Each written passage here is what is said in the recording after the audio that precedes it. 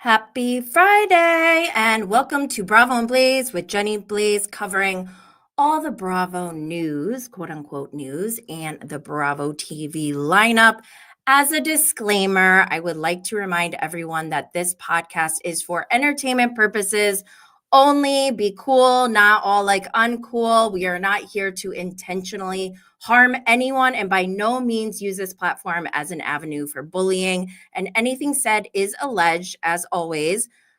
Somebody this past week said in a comment to me on Instagram that what I tweeted about Bronwyn was said as if it was Bible. And I thought that was the most absurd thing I've ever heard. Why on earth would anyone take my tweets as Bible? Come on now, people. Please use some common sense and don't make me state the obvious or insult the intelligence of people who already understand this. Keep up. Also, Seth Marks using a blog headline as proof biatch is so D and S. If you know, you know. Just Jen said, Bible? No, thank you. You know what's up, Jen. If you are not following us on social media, make sure you do so. We are at Bravo and Blaze on Twitter, Instagram, TikTok, Facebook, and Twitch. And we are at Jenny Blaze on YouTube. Also, we are live. We are live streaming to Twitter, Facebook, Instagram, Twitch, and YouTube. If you join us on YouTube, you can interact in our live chat where you can ask questions, give your own thoughts on what we're talking about, or interact with one another. If you are a podcast listener, please note that we have visuals over here on YouTube for you to take a look at. The audio podcast is available wherever you get your podcasts. To help support Bravo and Blaze, make sure you subscribe, follow, share, like, comment, and leave a 5-star review. Whew, so much already. As a reminder, we do have bonus content. The bonus content is on Patreon, and it's all around the Real Housewives of Salt Lake City, because before the season even started, I did a whole video saying how it's safer to just do that. And that's based off of talking to other creators and blah, blah, blah, whatever. I don't have to explain myself. But if you're interested in engaging in our conversation over there, check out Patreon. I don't know if everyone knows this, but if you're new here, there was some beef with a housewife a couple weeks ago. So I did a bonus video that's available for everyone, but then there's a follow-up to that video, which is on Patreon. So the bonus episode is available for everyone. The follow-up is available on Patreon. All right, let's go into... Oh, wait, I'm not done. I have some other things I have to say. Okay, before I get into Bravo news, quote unquote news, let's see. The next Patreon episode, we will be getting more in depth into what we saw in Real Housewives of Salt Lake City this week. Again, I guess I'm like a villain. I guess that's my role right now. And maybe I like leaned into it too much because I've been a menace. I gotta chill, I guess. I already mentioned this on social media, but I want to reiterate that you should go follow, because we are going to Hollywood in a couple days for the 11th annual American Reality Television Awards. Bravo and Blaze is nominated for overall reality podcast, and I decided to go to the show.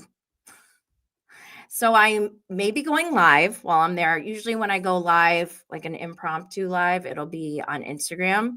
So go over there.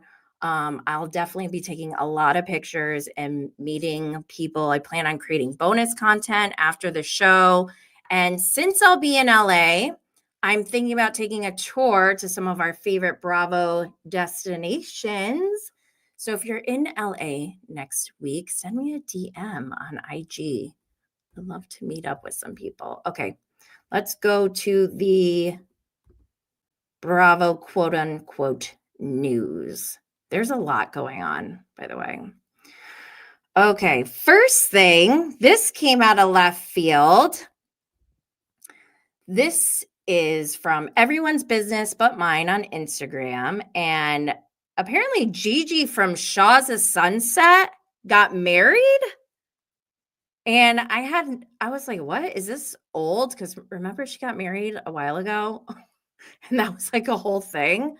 But I guess she got married again. And so I went to her page on Instagram, and sure enough, it looks like she got married.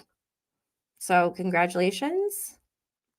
I have no idea what it is. She said something like they've been together for like 11 years or something. But wasn't she on Shaw's of Sunset? I don't like, we never heard about any guy. Whatever. Good for her. I'm happy for them. Okay, this next one is really bugging me out. Kim Zolciak, this is from Bravo Snarkside. Kim Zolciak, Chet Hanks fuel romance rumors while attending Jelly Roll concert together. I almost died when I saw this because there was like some hints about this. What show were they on together? They were on some celebrity reality show together, and now they're like seeing each other. And all I can think is, wow, Tom Hanks needs to check on his son. And like, I hope we don't see Tom Hanks become homeless or something. This is wild. What is going to come of this? I am a little bit nervous. Also on Bravo Snark side, so this news is big, and it's been like still coming out. There's still a lot coming out, but I just cut it off at this because I'm like, I can't take anymore. I can't keep updating this. But Bravo Snark side posted this from, where is this from? Daily Mail. Exclusive. Teddy Mellencamp's months plural, long affair with her married horse trainer Simon Schroeder led to split with husband Edwin. I don't know how to say his last name. This is wild. So we're going to talk about Teddy a little bit more later, but WTF, months-long affair. The first thing I thought of was Scandival. Months-long affair, sneaking around. This is too much. And I also saw something, I think it was on Perez Hilton. It was like this guy, Simon Schroeder, apparently is like a polygamist or something. I don't know if this is true. This is just what I saw on a post. And I was like, what is happening right now? So wild. Oh my gosh. Anyone have any thoughts? Chen said, chat, run. Seriously, I'm scared. Okay. A lot of activity going on around the Valley and Vanderpump Rules right now. Sheena, on her Shenanigans podcast with Brock, they mentioned how Brock saw Jax and Randall see each other. I don't know if this is like the first time in a long time, but they were at a school function for their kids. And Brock said Randall and Jax embraced each other, like hugged, which is so weird because last we heard they were beefing over Jax allegedly like investing $50,000 or something for a movie with Randall. And then like Randall never gave him his money back or something. I don't know. This is alleged. I'm just throwing that out there because that's weird that they're embracing now. But obviously Sheena and Brock are talking about Jax and Brittany and all that drama that's going on between them. Jax fires back after the podcast and writes in his stories on Instagram, imagine having absolutely no content for your podcast, so you have to stoop as low as to talk about your friend's personal life and private moments at your child's school. Anything for a click or a buck with these two. Very sad. So sad. Reminds me of the Dosman. I mean, he's not wrong, but I don't know. Who am I to say anything literally on a podcast right now? Okay, so the next picture that I have up here is from Bravo by Gaze. This, I'm dying at this. Okay. So it's a video of Alex Baskin, the host of Bravo's Hot Mic podcast, interviewing Brittany. And he also interviewed Jax, apparently. I didn't watch the interview, but I was dying at this clip that Bravo by Gaze posted because you have to remember who Alex Baskin is. Alex Baskin is the grandchild of Baskin Robbins, who owns 32 Flavors, which is his production company. 32 Flavors is like a nod to Baskin Robbins, apparently. And he is the executive producer of most of the shows on Bravo that we watch. Excuse me, like Vanderpump Rules, The Valley, Real Housewives of Orange County, Real Housewives of Beverly Hills, and all of their spinoffs like Vanderpump Dogs, Jackson Brittany go to Kentucky. I don't know what else. There were some other weird ones. Like, did you guys know that Tamra had a wedding spinoff? I don't even remember that. So I'm dying because Alex Baskin decides for some reason he wants to add podcast host to his resume. Which is fine, but the whole dynamics of this, like Alex Baskin he produced The Valley and he's interviewing Brittany saying, well, how do you think next season's going to be? And she's like, well, I don't know if I can say. Like, who's going to get you in trouble? Him, the podcast host, because he's also your boss on your show. But she's like, I mean, I think it's going to be the best ever. She's hyping it so hard.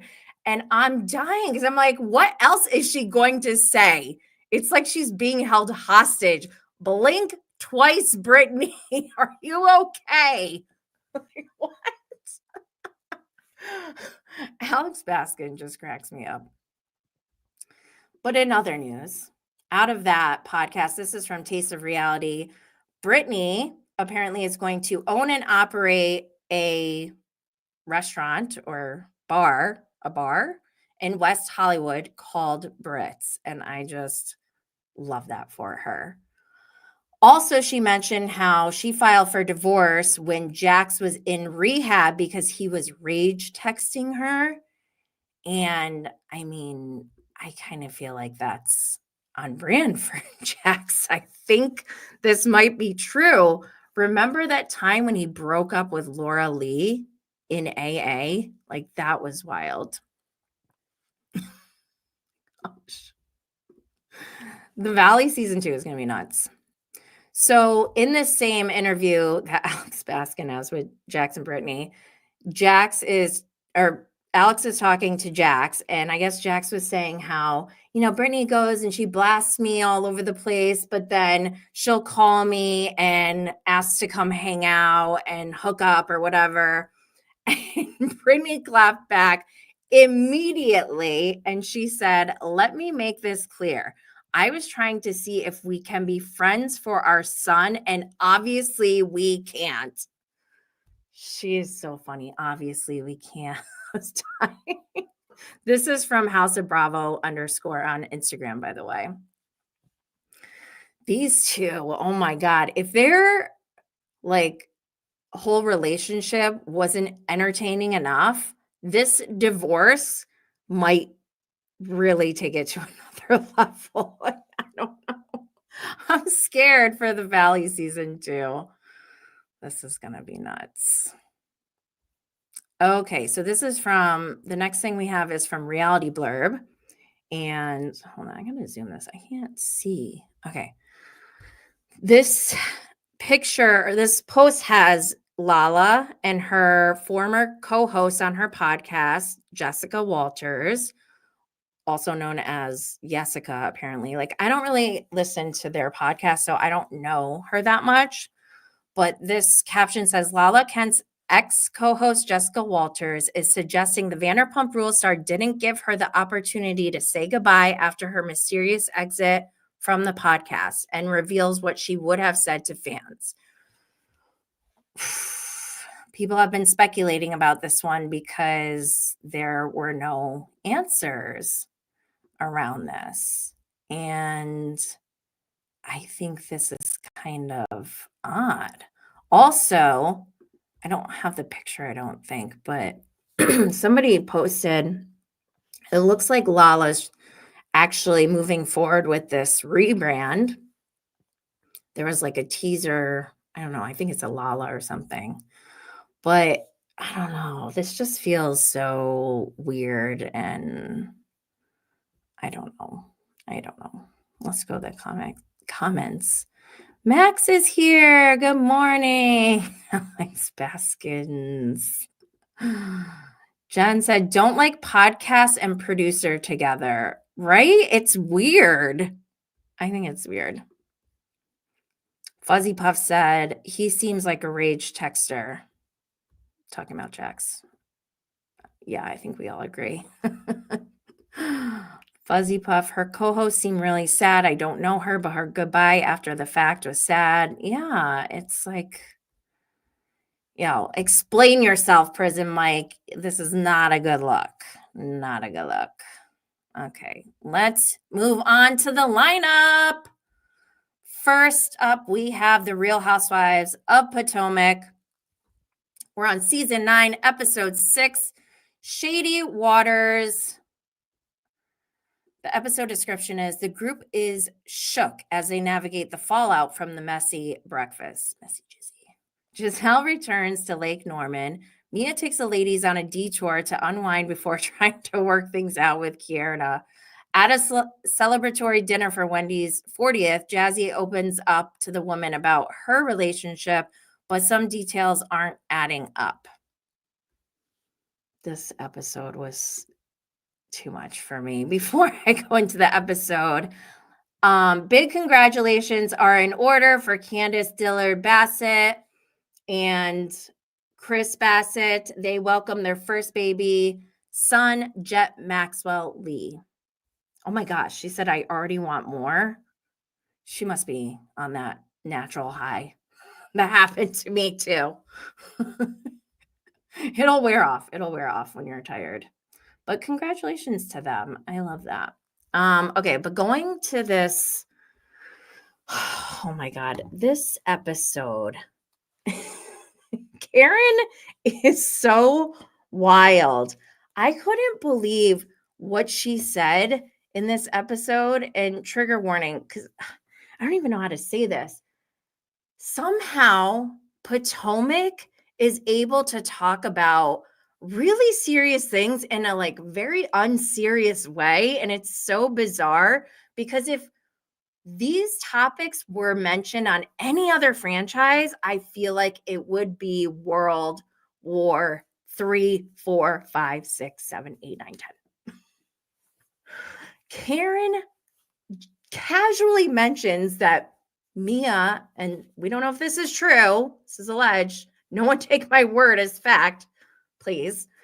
But Karen was like, yeah, Mia was in rehab before, I think for opioid addiction. And I was just like, what? She just says it so casually. And what's more interesting to me, and we'll get to this on other shows, like that type of accusation, I feel like would definitely trigger someone. And the fact that, like, I don't think Mia has said a word about it. She's just like, whatever, no big deal. I think that's why I really have this deep appreciation for Potomac as a franchise, because they touch on so many heavy things, but they still keep it lighthearted somehow. It's an art and a craft how they do that. And I appreciate that. But wow, Karen, I can't believe she said that. Also, what is going on with Jacqueline and Mia? She was like, the way she was talking about herself, being like, the queen bee, like Mia's number one girl, and revealed that they've hooked up before, I was like, okay, now I understand Karen from a couple weeks ago when she was like, Jacqueline is weirdly obsessed with Mia. And I agree.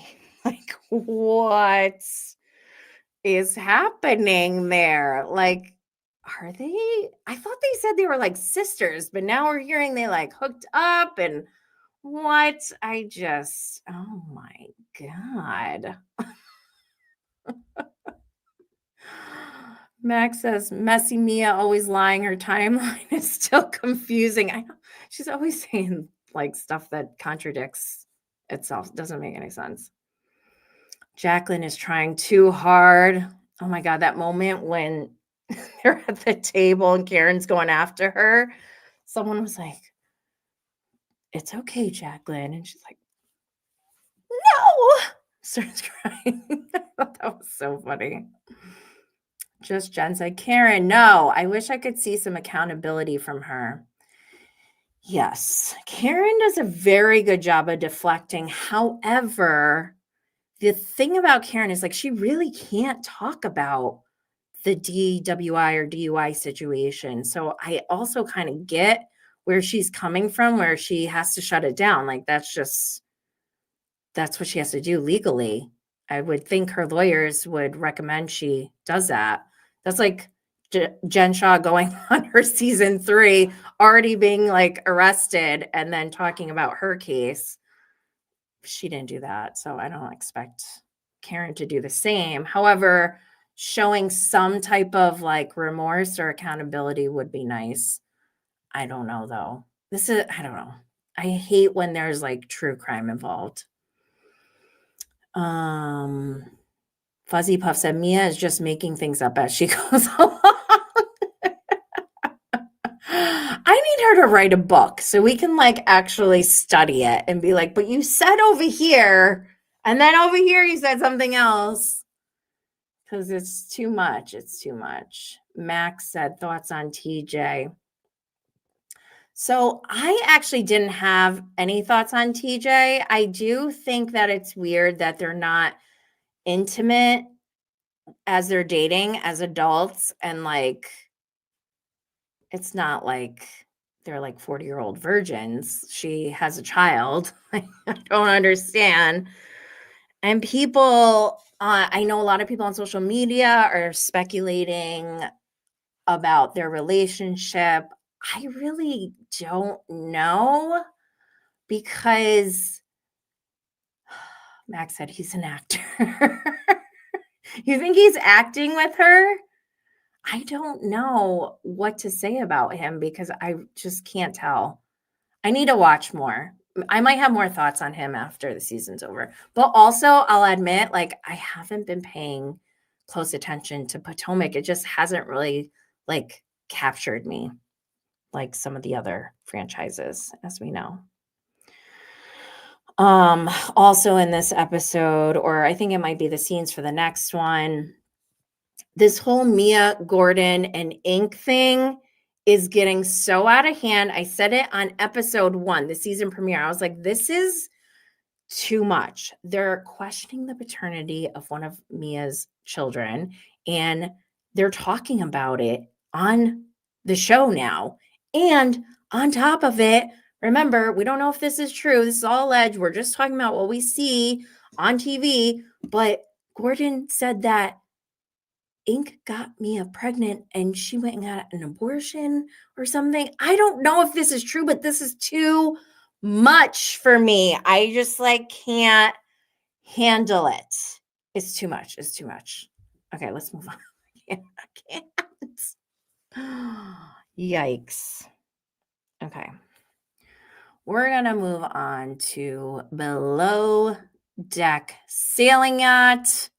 Season 5, Episode 6, Loose Lips Sink Trysts. Gary tries to correct course after kissing Danny, but not before Daisy finds out and gives him an earful. A group of dentists board the boat looking to brighten their smiles with a top-notch vacation. On deck, Gary tries to motivate Emma in new ways. Chef Cloyce struggles during an important dinner celebration, and the guests grow wary with a long wait. Frustrated with Danny flirting at work, Diana lets Keith in on a forbidden secret. Oh boy, oh boy, oh boy, oh boy. I don't know. Like, I still don't even know the crew's name. I know Daisy and Gary, obviously. Can't stand Gary. I guess Emma is the deckhand who can't pull the rope fast and tight enough, and like messed up the whole sailing experience for Tiffany Moon when she was a guest. I don't know. I don't know the details of what her job entails, but I don't know how she dropped the ball on that. I also don't really care about this boatmance that's going on. All I really am focused on, and I'm not even that focused on, is not Rolls-Royce and his arrogance. The way that he talked himself up. He's also only 22, and I know I don't want to be like a reverse ageist, but he doesn't have the experience because he's putting the things he's executing are not at the level that I think he should be putting things down at. I guess he does like a continental breakfast. Oh my God, I sound like Lisa Barlow right now. This is like Coach. How dare you? This is a super yacht. I don't know. Not Rolls-Royce might need to go. We'll see what happens to him. Moving on. Oh boy. The Real Housewives of New York, season 15, episode 7. Dodging rumors. Uba considers next steps in the future of her relationship. Aaron and Raquel go on a double date. Sai and her daughter get a wicked surprise. An alleged secret about one of the women spreads throughout the group and ends with a shocking twist. Before we end the show, congratulations are in order to Aaron Lichi. This is from Bravo by Gaze. Aaron is pregnant. Real Housewives star expecting baby number 4 with husband Abe. She says, another act to the circus. Okay. I was really thrown off by this one. I was not expecting Aaron to be pregnant at all. I said it on other past episodes and live streams that I feel like Aaron is using the classic Housewives playbook. Like, she's going on the show to divorce her husband. So that's what I was thinking. But now she's pregnant. So congratulations to them. I just wasn't expecting that. It was very shocking to me. So we'll see. Does anyone have any thoughts on this? I cannot be the only one talking about Aaron. Just Jen said, Aaron is still boring, pregnant or not.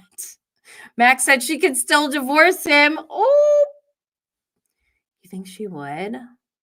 Oh my gosh. I can't imagine. Like, I thought, okay, I was in shock because of their relationship, but also I was in shock because they already have 3 kids and their youngest is 4. And I'm not judging, like, go for it, but I have a 4-year-old, and the thought of being pregnant right now is like, feels traumatizing for me. But let's see. Brian Scott Patterson said, RHONY, I'm just going to say it. Getting Deed down and having a baby is not something that is newsworthy. Oh my gosh. Okay. Let's talk about this episode, though, because what the fuck? Apparently, I thought this episode was good. And I totally missed that the whole pregnancy thing was a prank. I didn't even realize until I'm watching Watch What Happens Live and Jeff Lewis was like, I don't like this. I don't like this. And I was like, wait, what? That was a prank? Why would they do this? Oh my God. That is not a good look. Maybe she did that. Maybe Rebecca wanted to put a prank out there so she could get off the show, because it seems like she wanted to get on the show to promote her wicked accessories. Like, this feels very too coincidental, right? Like Wicked is coming out. Their marketing budget is ridiculous. I haven't seen a movie being hyped this much since, I don't know, Avatar or something, Lion King. She didn't want to talk about Scientology. Yeah, she's making up pranks and false storylines about herself. I don't think she wants to be on this show. I think this was a marketing scheme that we just got played. Max said, I hope there's still a reunion. Yeah, they need to explain themselves.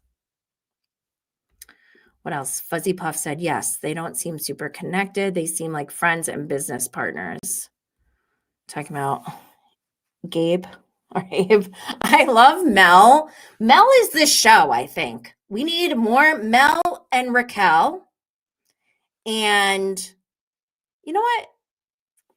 We can have Gabe too. As long as he's like Gabe.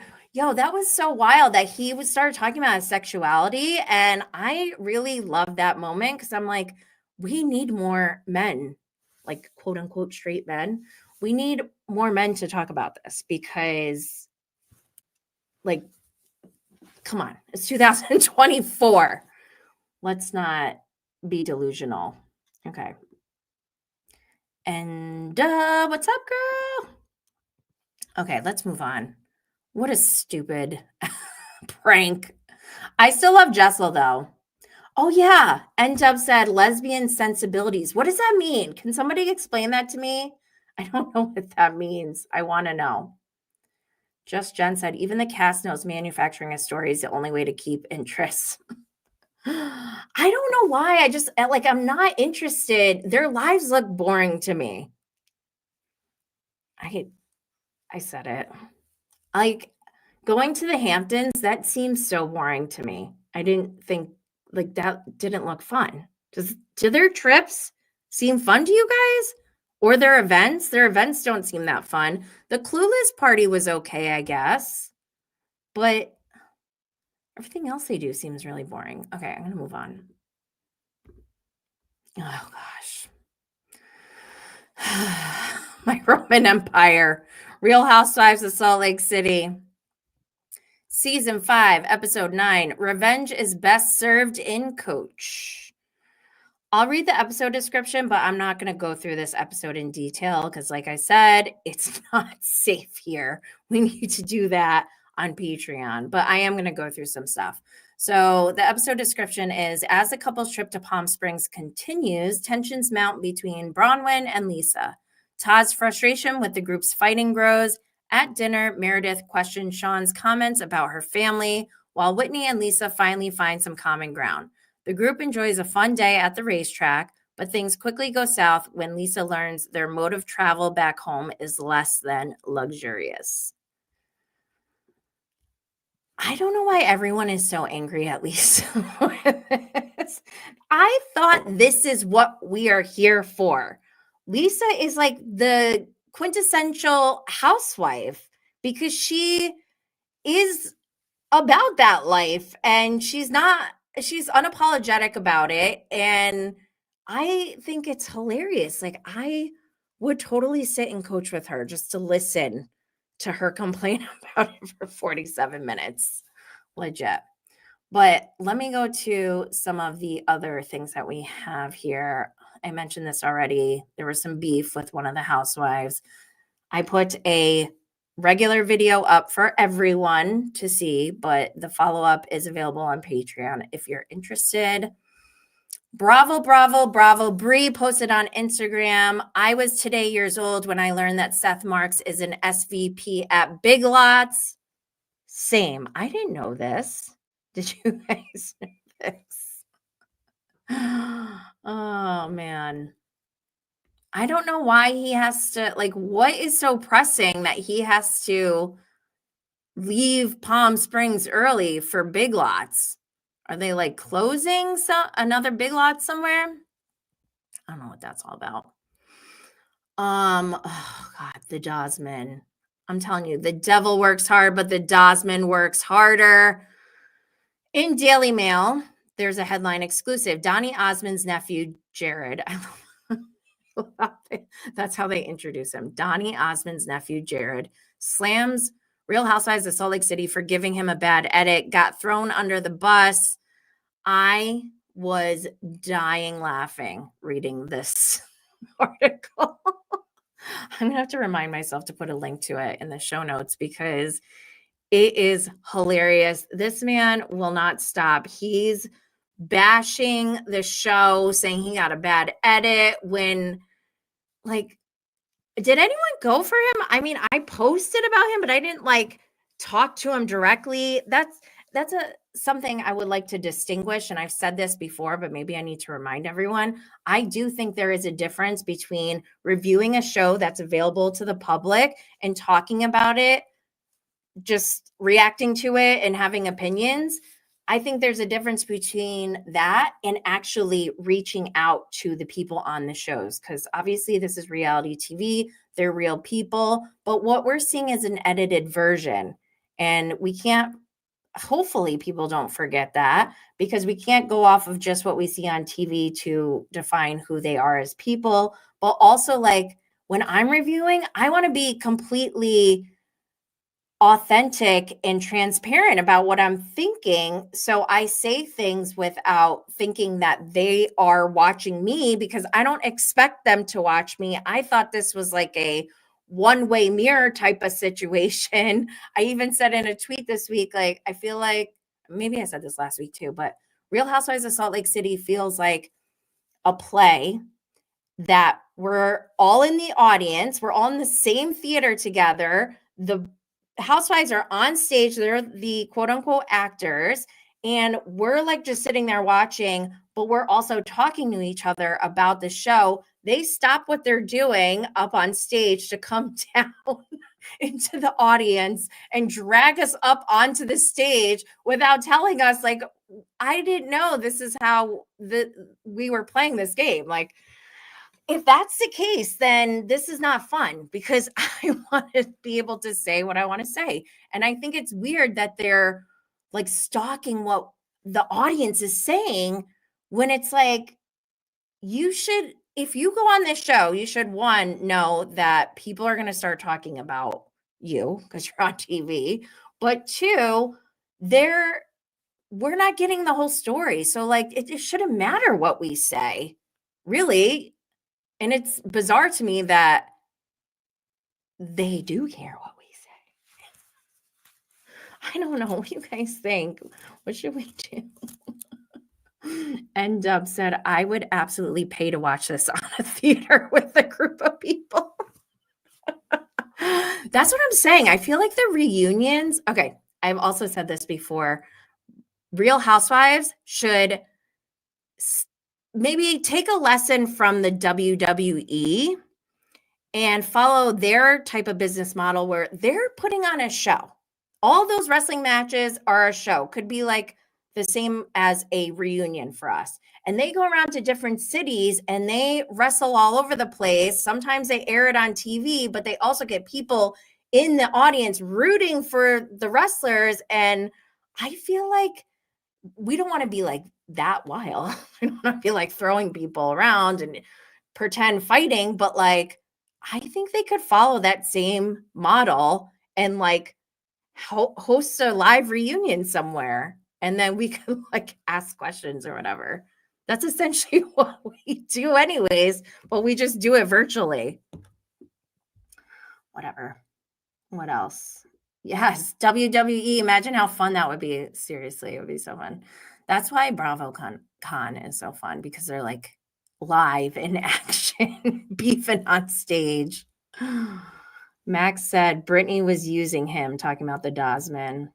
Max said he chose to be on the show. Totally. And Dub said Jared is so thirsty. Typical Johnny J behavior, for real. Wait, what is this? Oh, Mrs. Ginger Jordan. They did close a bunch recently, talking about Big Lots. So I guess Seth was busy. He had to go. And Seth and his booyah, biatch. Dude, that was so obnoxious. I thought he was joking around, but then watching the actual episode, I'm like, oh my God, he was not joking. it felt like satire, but he had like a serious face on. And then Meredith like backed him. That was wild. Wild. Just Jen, I understand that you don't want to get into much with SLC, but Todd is a no for me. That we aren't talking about it and how upset he was with her behavior seems like a judgy, mean old man. Yeah, I've been thinking about Todd and what we've seen on the show. And like, at first I was like, oh, I don't like this guy. Now, after watching him protecting Gwen, I think I do kind of like him because the whole outrage between Bronwyn and I is over like, I was already horrified that she would bring her daughter's story on camera because I feel like she should be protecting her daughter. And now that she brought it to camera, look, Angie brought it up and said, oh, so Gwen's reconnecting. Todd shut it down, as he should, as I think Bronwyn should have, since it's such a sensitive topic. You could see Bronwyn wanted to talk about it, but Todd was like, no. And I agree with him. I'm torn. I'm like, oh my God, Todd probably hates me, but I think I might be on his side for this because that's the disconnect here, that people aren't understanding, the people who are still angry and attacking me like every day. They're not understanding that like we need to back up even further. Like, I think it's grotesque that and I'm horrified that she even brought this whole storyline onto camera. And everyone's like, no, it was Lisa. No, it was Bronwyn. She showed a picture of Gwen's dad to Lisa off camera. She could have very well said right then and there, like, oh my God, this is not something I want to bring to camera. Can we just put an end to it? She didn't do that. She brought it to camera, had the cameras there while her and Lisa talked about that. She was okay with that. And then on top of it, she texted Lisa and said, can you reach out to them? And I thought it was weird that Todd, in his confessional, he goes, Lisa should have never started this up. But Lisa's not the one who started it. It was Bronwyn. So I'm not sure if Todd knows the whole truth or if Todd and Bronwyn are on the same page. I think Todd is trying to protect Gwen. I don't think Bronwyn is. And you guys can hate me for that, but that's how I feel. What else? And Tubb said, we can boo from the stands. That's literally what I did to Heather Gay at BravoCon 2021. But everyone else was cheering for her. And I was like, why is everyone cheering for her? We should be booing. Oh my gosh. Wait, I can't look at the Dosman's face anymore. Brian Scott Patterson said, Meredith has backup character energy this season. And that discussion about Brooks Marks was so manufactured. It was like the semantics of it all. It was like, this is too much. We're like picking at the detailing of the language that was said. Can we just be like, okay, it felt like you were talking about my son. Okay, it felt like you were using your son, blah, blah, blah, and just like come to an agreement like, okay, don't do this. I won't do this. And we'll be cool going forward. But they were just like they just wouldn't stop. Brian Scott Patterson said, Team Todd here. Would you do this again? Todd, no. That's how I would be. And that's why I kind of do like him in a weird way. Even though he probably hates my guts. He's probably like, he probably made a voodoo doll of me or something. I'm just kidding, by the way, when I say these things, like they probably don't think about me at all. Jen said, I love Todd protecting Gwen, but the relationship dynamic is odd. Agreed. 100%. Todd and Bronwyn, something weird is going on. Interesting take. I agree on Todd and Bronwyn and Dub. Jen said, did anyone miss Heather? I did not. Max said Heather who. Oh my gosh, you guys, this is a toxic trait of mine. I will stand my ground in being like, no, this person is not good. They're a liar, blah, blah, blah. But then I do feel bad now that everyone's caught on and now everyone's on the like, I hate Heather train. And I'm like, oh my God, I gotta feel bad for her now. I hate myself. Okay, let's move on. What else did I want to talk about? So we got the Dawsman. Oh, okay. Speaking of Bronwyn, I guess we should talk about this. So I saw on Bravo and Cocktails that I saw this little thing that I screenshotted. The cast of Salt Lake City has been kind of reprimanded and now banned from live tweeting. Couple OGs blame Bronwyn. So I posted this. I said I chose violence Monday morning. I woke up real early and was like, I hope Bravo is really mad at Poopwin for what she did to me on Twitter. She ruined it for everyone. Like, for real. The more I think about it, the more I feel like Bravo should have some rules in place where they say to their Bravo Lebs or their cast, like, you're not allowed to tweet or you're not allowed to attack if someone has an opinion, or because like this isn't good business for Bravo for them to have their cast attacking people who are watching it. It doesn't feel like common practice. We're now getting into something different, and if that's the case, that's fine. I just need to know what the rules are. That's all. Yep, poop wind. So I do think this is because she attacked me. She incited an attack, and everyone can say, like, no, she was just protecting her daughter. No, she actually did. And if you are a media specialist and you can understand the whole picture, you can see not once have I ever said, go attack anybody. And any opinions that I ever put up have never been like, oh my God, you should hate this person because of this. Like, it's never been like that. So for her to make up flat out lies and tweet it about me, that is inciting a cyber attack. Some of you don't want to hear that because you're all hung up on her red coat, heart-shaped coat. But watch out, because she will do it to you. If you point out one thing, you're going to get attacked.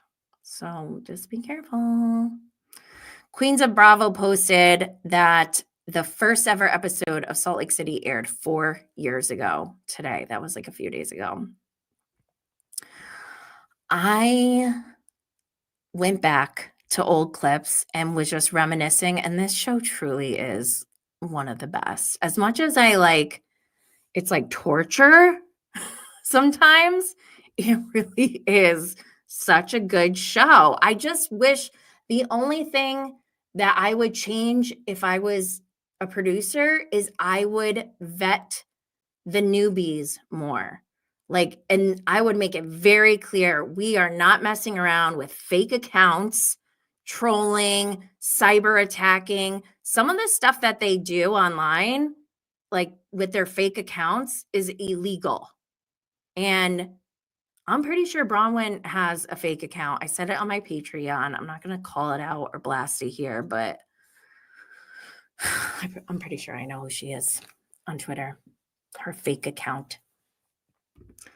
Jen said if she was protecting her daughter, she never would have discussed this on the show. Agreed. Like, don't. Oh. It's crazy. It's madness. Brian Scott Patterson. FYI, the only gay I care about this season is me. Oh my gosh. I feel bad for her now. What's wrong with me? I do want to give a shout out to Bravo Chat Room, who's another content creator who posted in support of me after the attack. And I never expect that from anyone. So I am truly grateful because I do feel like I was wronged. And I'm willing to apologize for any part that I took in this whole situation, but the way that she attacked wasn't conducive to anything like that. So that wasn't a possibility. Here's another thing. So the pink pop box, big shout out because they posted in support of me as well. They wrote nothing but amazing and lovely things. They didn't say one bad word about anyone. Okay, this was a completely positive post, and yet it was reported and taken down. You cannot tell me that this is not the work of an obsessed housewife. Like, who would report a positive post? This isn't even my account. That's how far the cyber attack's going. I know that Shitwin is online all day. I could see her fake accounts all over the place, and she thinks that we're dumb. Yo, you're crazy, lady. Another thing going back to Teddy. So before this news about Teddy having an affair came out, the Bronwyn situation, the Bronwyn feud got to 2 T's in a pod. And it was, first of all, it was so funny and weird to hear Teddy reading my tweets. She goes, but then Bronwyn DM'd Jenny and Jenny wasn't happy about it. And then Bravo and Blaze wrote, me reading unhinged and nasty DMs from Bronwyn is what they're calling her. I died when she said that. Bronwyn is what they're calling her. I wish Teddy pointed out that originally came from Vicky Gunvalson. She's the one who was like, Brownwyn? What's a Brownwyn? So I'm like horrified when I hear this because I'm like, oh my God, that whole situation that happened is like not the best, obviously. I mean, I still stand behind it, but I was pretty aggressive. However, it was just so weird to hear that. And then like maybe 1 hour later, I see Teddy Mellencamp has been having months-long affair. I'm like, what? And she's talking about my tweets? What the hell? Oh, Teddy. And what? She's definitely putting in work. Goodness. Yep. It's that Shitwin. Jen said Shitwin needs to stay off the interweb and clean up the dog poo in her house. Slow clap. I 100% agree with that. Like, you got so much money. Clean up the poop. Okay? That's insane. Like, legit. Okay, so one thing I wanted to do. Hold on, is there anything else in? By the way, I think Bronwyn is like a wannabe undercover content creator. She also just started a subscription service for private chat. You know what that means? She's trying to create her own narrative for people who will blindly follow her and not pay attention to other things. That's cult leader behavior.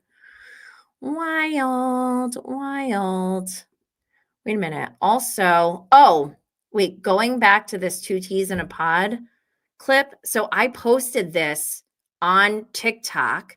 I wake up the next day and it's taken down. It was reported. Hello? Who else would be doing this? I reposted it. Cult leader behavior. Wannabe cult leader behavior. Not true cult leader behavior. Poopwin is trying to make money for the pending divorce next season. I think you're onto something. And in her Instagram story highlights from like 2020, she's been talking about going on this show for the last 4 years. And she was interviewed, but didn't get on back in like season 2 or whatever. She wrote in her Instagram stories, I I wouldn't be a normal housewife because I wouldn't be pushing any products of my own or my own business. We're only 9 episodes in. This chick already posted like some collab with a pajama company with her dogs. Probably have poop on them. Haha, I reposted it. So yeah, as much as whatever Poopwin says about herself, take it with a grain of salt because it's not adding up. It's not adding up. Okay, let me go to the mid-season trailer. Hold on. This is the bad thing about live streaming is that I have to manage multiple screens. So whoever is watching or whoever's listening has to suffer through that. Sorry. Max said, so many emotions watching the mid-season trailer. It's a roller coaster. No, for real though. Okay, so I don't have the sound, but I'm going to walk through for people who are listening on the podcast. So we had the mid-season trailer. Producers go, Meredith, I just have a couple questions for you. She's getting glam done, and she just goes, nope. Yes.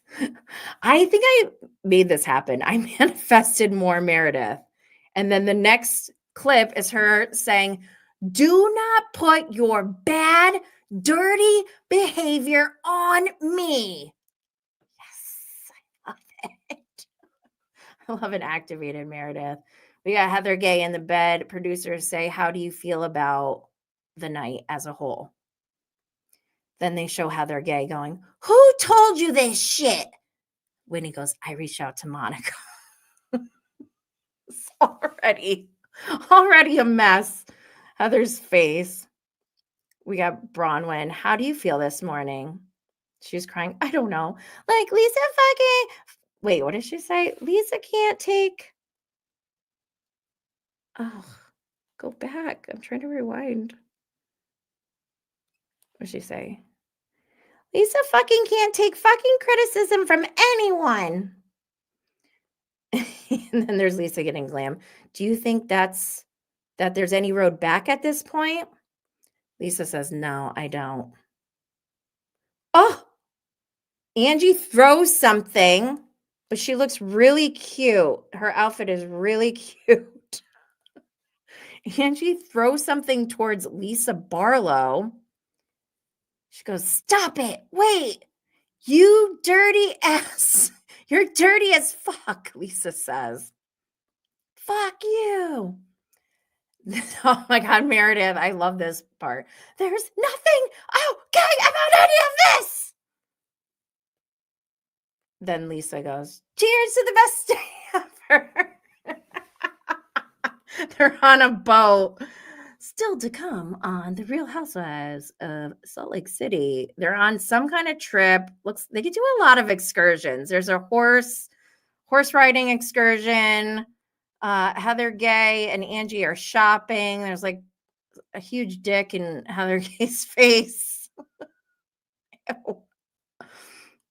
There's a clip of Angie talking to her father saying how, at such a young age, she lost her mother and she was really mad. They're very emotional and they're hugging.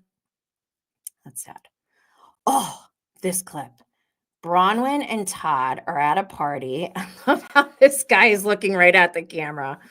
They're at a party and who says this? Oh, Todd says to them, all they hear is you are sticking up for them. This man is very big on image. She goes, I was trying to be respectful. He goes, that is not what I was, or no, she said, that is not what I was trying to do. And he says, I'm going to leave.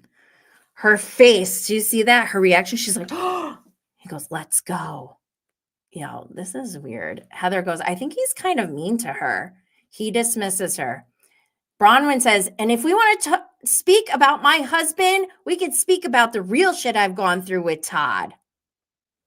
She is already ratting him out. Oh my God. Is she like being held captive? what, what is happening here? Oh, and then Mary and her son. She's talking to Robert Jr. She's like, you got to talk to me. You got to be real with me. He's crying. Mary's crying right now. My family needs me. I have chills. This makes me so sad. Then you have Heather Gay. We are obsessed with trying to expose each other. Oh my gosh. Brittany, she goes, there's only one thing that I haven't come clean about on this trip. Meredith goes, did you put a recording device in my room? Lisa's yelling, why can't we talk in facts? Oh my God. Why do we have to lie? There's fireworks. Whitney says, shut the fuck up, in a Lisa Barlow wig at the 8 Lisa Barlow lunch. And listen to me. Lisa walks out. I'm just done. More fireworks. Brittany's crying. Yo. I just kind of want this season to be over. I'm stressed out. It's never an easy season with Salt Lake City. Oh my gosh. Brian says, I love it that these ladies go on vacation to just have a terrible time. No, their vacations are not vacations. It's definitely work for them. And Dub, wait, did Whitney really reach out to Monica? What the heck, Whitney? Of course she did. Why wouldn't she? Jen said, I mean, I'm invested. Can't wait to see this trip. Of course I'm invested. I'm like too invested. And Dub, it's the gout. Oh my God. Chaos. Whew. Make sure you sign up for Patreon so you can join us for this ride of Salt Lake City. Jen said, I think Bronwyn wants to be famous, not necessarily married. I don't think you're wrong. Okay, let's move on to the real.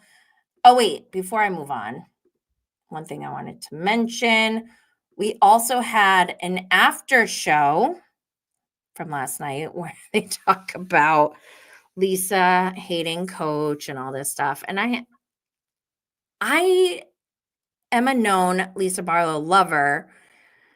And I'm not trying to just take her side, but like, this is what I love about Lisa Barlow as a housewife is that she's complaining about normal people things. I like that. I find that to be entertaining. So I'm on her side. I think it's so tacky to bring your guest on a trip on a private jet and then have them take Coach on the way back. And it doesn't look like Lisa even knew that she was flying back that way. I believe Lisa is the type of person that if she knew she was flying Coach, she would have been like, I'm going to get my own travel back. Thank you very much. Right? Yeah. And Brian said, look, I don't fly Coach either. Same. If I fly Coach, I feel so depressed. Everyone hates Coach, said Jen. Queen Lisa Max. Jen said, why is that shocking? For real, why is that shocking? I don't fly Coach and I don't have Lisa money, right? Like, what? I don't know. Anyways, also the first 7 minutes of the next episode of The Real Housewives of Salt Lake City came out, and there's some stuff in there that we'll talk about on Patreon. So again, make sure you sign up. Let's move on to Real Housewives of Orange County. We had season 18, episode 19 last night, reunion part 2. The reunion continues with Jen questioning her rocky friendship with Tamra while taking heat for her financial choices. Emily addresses Heather about the fashion show fallout. Emily and Heather interrogate Katie about her daughter's social media antics. Alexis Bellino joins the women on the reunion stage. I honestly couldn't really pay attention last night. I feel like part 2 of a 3-part reunion is usually like I'm like Mary Cosby falling asleep on the couch. And also I'm tired. I'm tired of them ganging up on Katie, them ganging up on Jen. Like, I am team Katie and Jen in everything that's coming out of Heather, Gina, Emily, it's all white noise to me at this point. I don't really care. And I also think this is insane that they're like coming after Kaylee, who's not a housewife. And she's only like 20 years old. Like, this is wild. I don't know. There's just so many like double standards when it comes to different franchises. I think it's wild, but whatever. I do want to talk about what I saw on In Touch Weekly. So Shannon Medore and ex demand a jury trial in $75,000 battle. This is wild. They want to bypass mediation and duke it out in front of a jury of their peers. Where do I sign up? Because I want to be on this jury. This is like, oh my God, I cannot believe they're going to a jury trial. This is so nuts. I hope Shannon wins. Brian said, Jen, not historical housewife, held her own. Yes, Jen is so amazing. Max said, Shannon was activated. Jen, don't we want rich housewives? Yes, we do. I don't want a poor housewife. Okay, I'm also going to talk about this. I feel kind of bad for this, but not really, also at the same time. So on Bravo Daily Dish, they posted a picture of the cast of OC, and it says, where do the OC ladies stand following season 18? A lot has changed since filming wrapped. Get all of the details at the link in bio. There's a comment from Gina. I double checked. I'm like, what? Is this really Gina? And it says, love my gal Gina, best daughter, best mommy, best friend. And there's 5 red hearts. And I was dying because this has been up for over a week. And I'm like, surely somebody already posted about this. And also sometimes people post things on Twitter that doesn't really get around.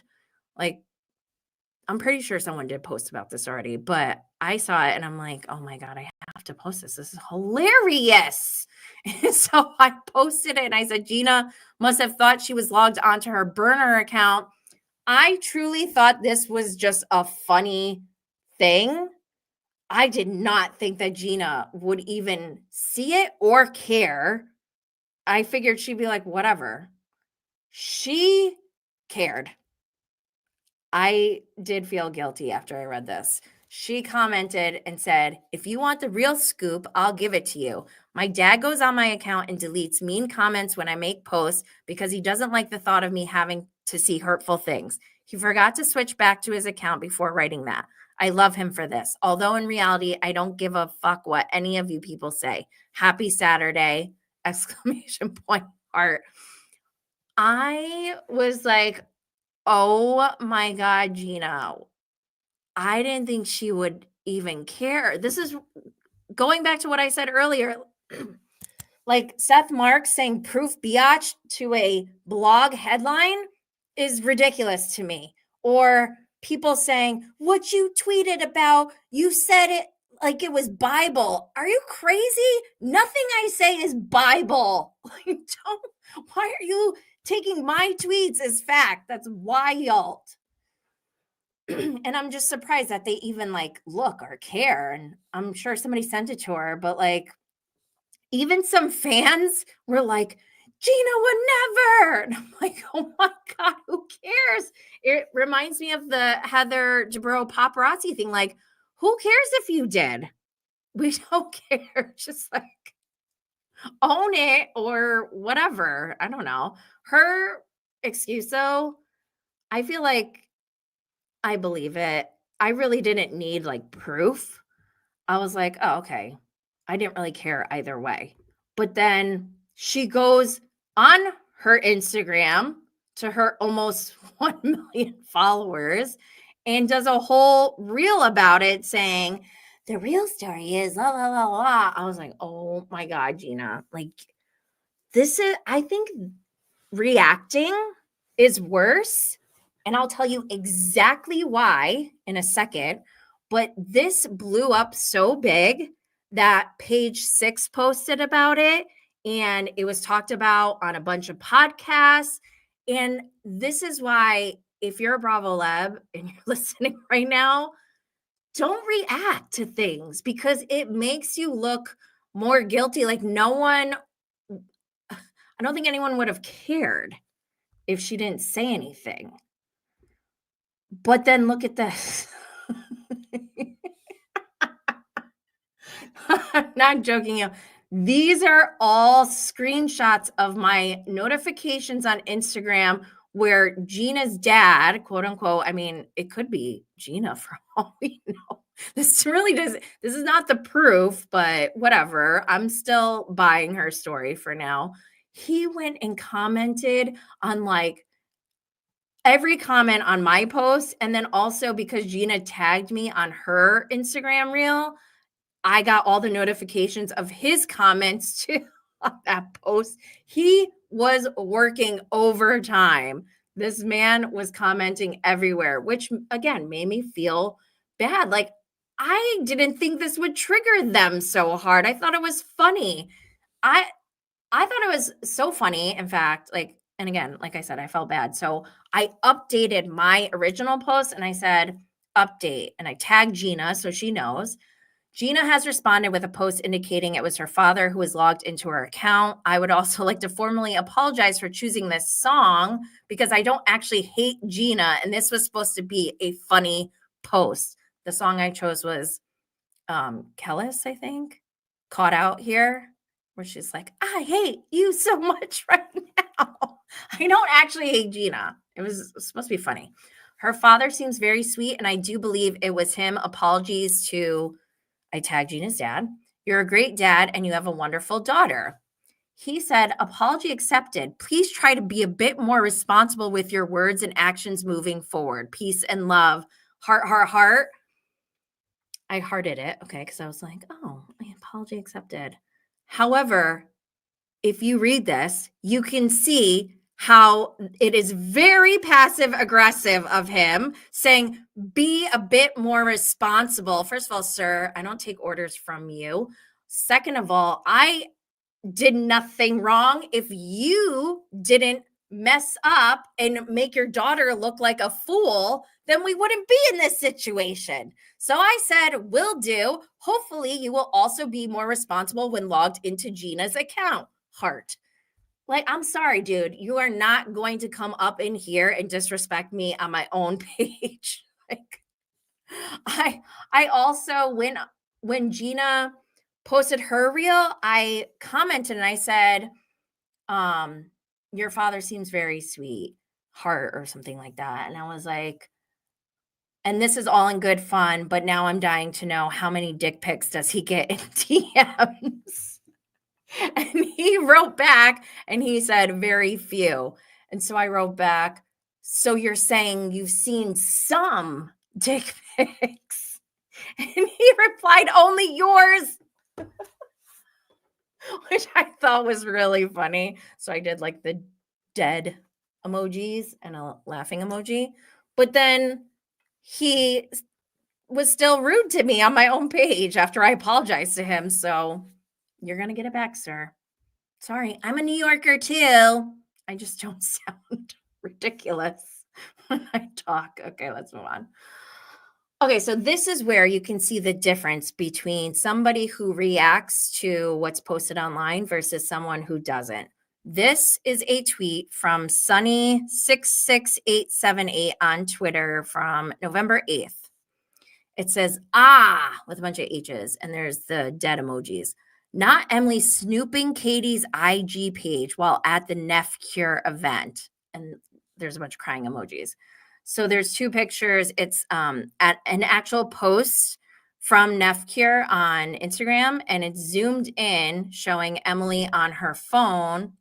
So we zoomed in some more, and she's definitely looking at Katie's TikTok page, and I find this to be so hilarious. However, just keep in mind, Emily never reacted to this post. And if you look on social media, nobody really made a stink about it. And so that just goes to show for people like Bronwyn and Gina, if you react like that, you're most likely going to get on page 6. Like, this is, I don't know what the rules are. Should they be interacting with us? Should we pretend like they can't see us? Should we be like polite? I feel like that's fake.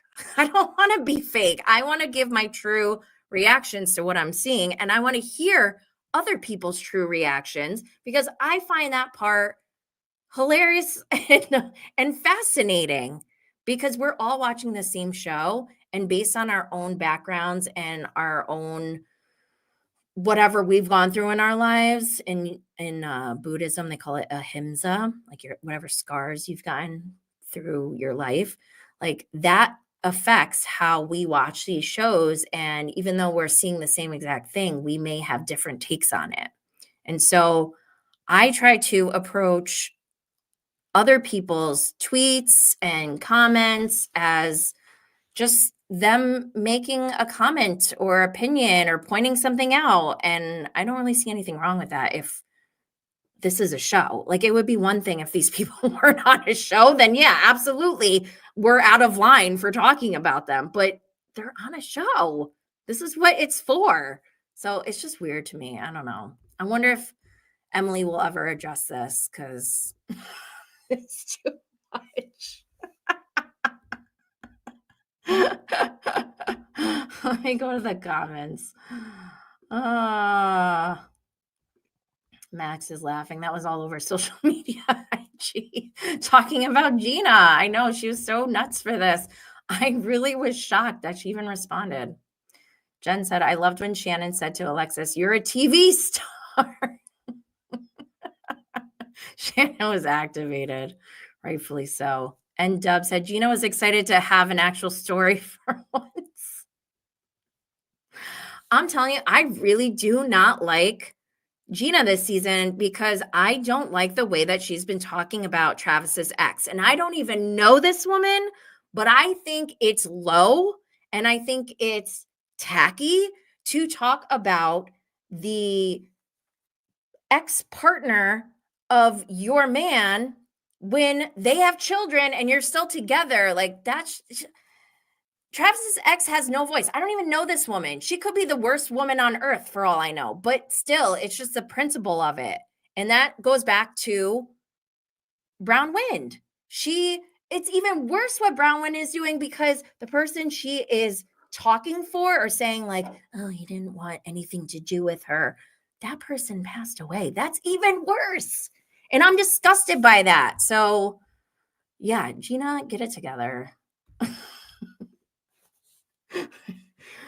Gina, her social media is as bad as her fashion.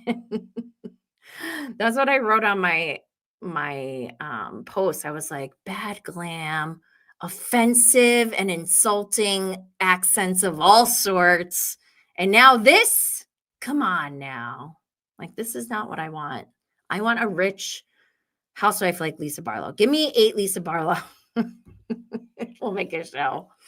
Max said, I hope Gina compensated him. It could be Gina for all we know.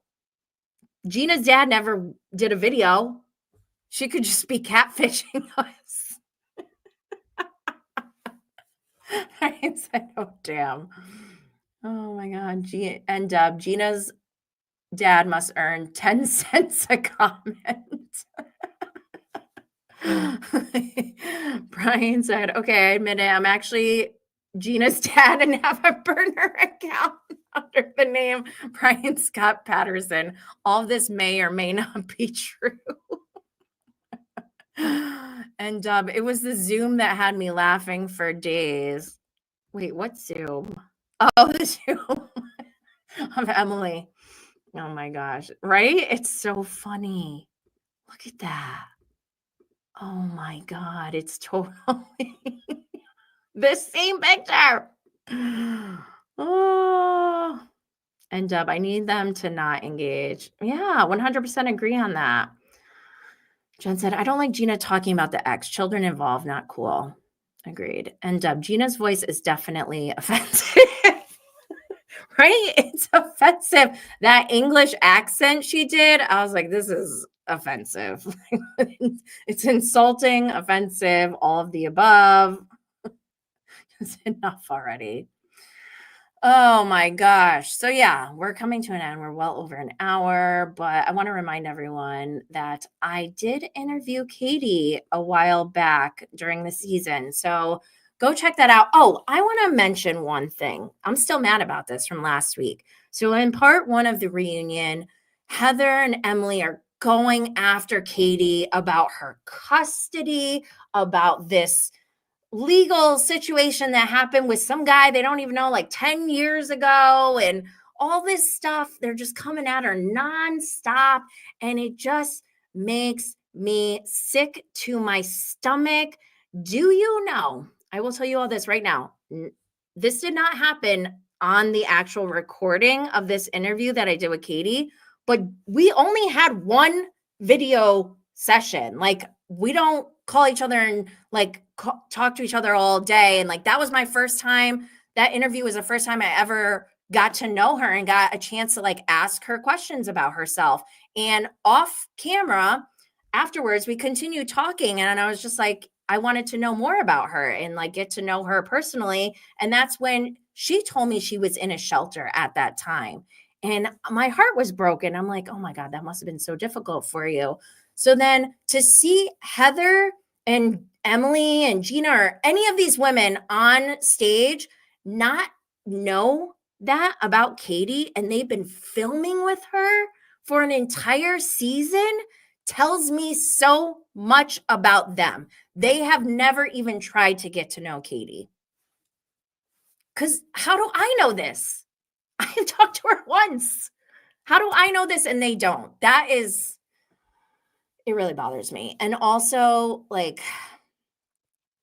being Asian and walking into a group where it's all white women and you're the only Asian, I really do feel like we are expected to be seen and not heard. And when we do speak up, like me with this podcast, people don't like it. They don't want to hear the truth. They don't want to be confronted, and they will attack even more aggressively because it's easy. It's easy when you're the only Asian in a group full of white women. It's easy for them to just attack because there's something subconscious in that environment where people will just jump on the bandwagon. This is like sociology 101. And I'm grossed out by it. And I think that's why I checked out of last night's reunion part 2. But let's move on. I mean, there's nothing more to talk about. I want to thank you all for being here, especially everyone in the comments. I love you all. Make sure you all subscribe, follow, share, like, leave a comment and 5-star rating for Bravo and Blaze on YouTube. And wherever you get your podcast, don't forget to follow on social media at Bravo and Blaze. Check out new episodes of Bravo and Blaze every Friday and Patreon on Mondays, but also keep your eye out for bonus episodes.